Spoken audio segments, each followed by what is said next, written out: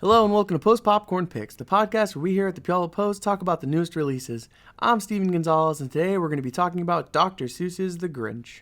And I'm Victor Filion, and I'm pretty excited to be talking about this film today. And Steven, what is The Grinch about? I have just no idea. It seems ridiculous, right? The Grinch is the same story we all know and mildly appreciate to varying degrees.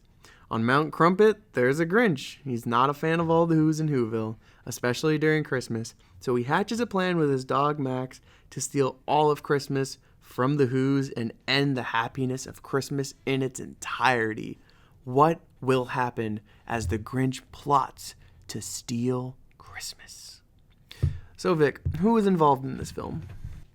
The main star in this film who plays the Grinch is Benedict Cabbage Patch, and followed by Cameron Seeley, Rashida Jones, and Kenan Thompson, Tristan O'Hare, and Pharrell Williams. What is your opinion on this film, Steven?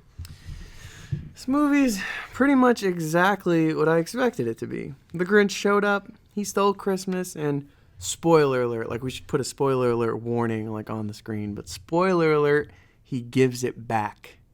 Typically, Max is the best part of these films. When I was a kid, and it was like the original animated one, I loved the little dog. And then in the Jim Carrey one, the dog was still great. Great dog. 10 out of 10, best dog. It seemed as though they gave him a little more character this time around. That was pretty cool. The animation was lovely, but it's kind of barely a compliment in this day and age. I mean, if it's an animated movie if it's an animated AAA title, we kind of expect the animation to be good. I mean, we're greedy, we're spoiled. You can't give us bad animation anymore. Then again, it was done by Illumination, so maybe they get a kudos for not screwing it up.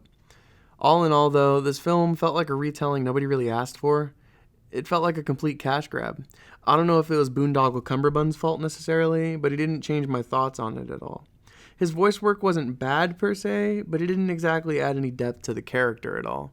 It was, I don't know, I can pick Jim Carrey's Grinch out of a lineup, and then I think of the original Seussian, I was going to say Dr. Grinch, the original Seussian Grinch, and he had a very specific kind of nature to him.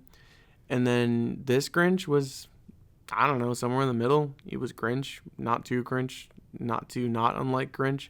It's nothing all that special to me per se. How about you? Yeah, I mean, they decided to veer off a bit with the original story, like keeping the basic elements of the story, but kind of giving some new ideas and some new light on some characters. And I thought that was cool and all, but the way they did it was so bland, and it just didn't really, yes, they did something different, but it didn't necessarily feel different, if that makes sense. Like, everything just kind of felt generic and just kind of like, let's just put this here for the sake of adding some character, adding some story, but in the most basic and not caring way.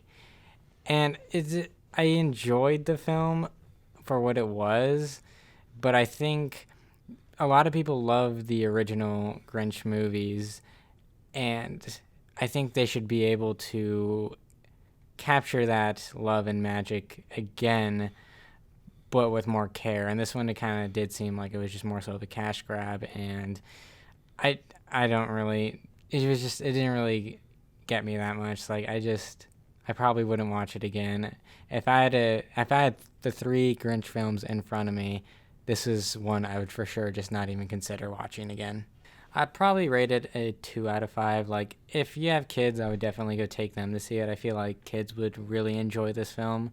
But as someone who's an adult, I did not find that much enjoyment in it. You know, I went into this, I was probably going to give it a 3, but the more we talk about it, the more flaws I realize are in it.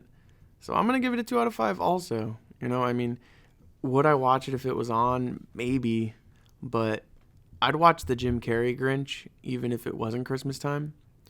And I don't know if I'd watch this one if it was Christmas time. I think that says a lot about it, considering that's kind of its target audience. People, you know, that enjoy Christmas, besides kids anyway. But yeah, 2 out of 5. 2 out of 5. And that is our review for The Grinch. And join us next week when we review the new Fantastic Beasts, The Crimes of Grindelwald. Thank you for watching. Bye.